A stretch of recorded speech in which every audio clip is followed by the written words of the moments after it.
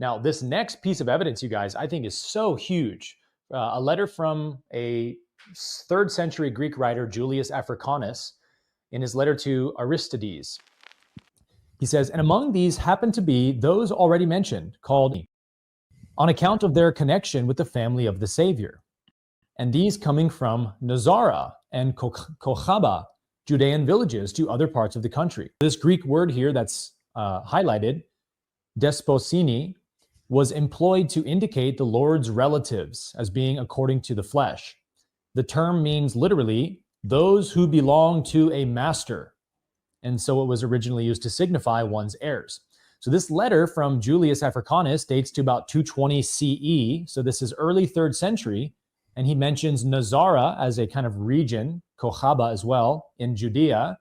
And he literally calls them the heirs of the master, the descendants of Jesus, essentially.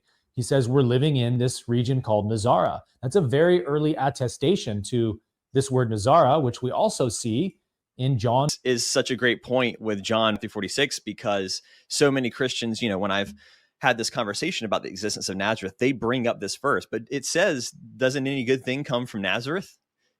But the understanding is the same thing could be applied to a whole region that's considered the boonies. Basically, it's not a town that's just a small town. It's literally the boonies. It's outside of, the civilization and the modern culture.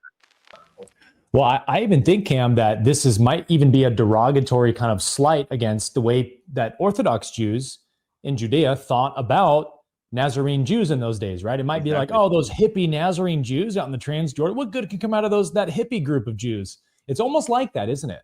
Yep. Exactly. I resonate with that. Bit of a slander. Yeah, it's a slander.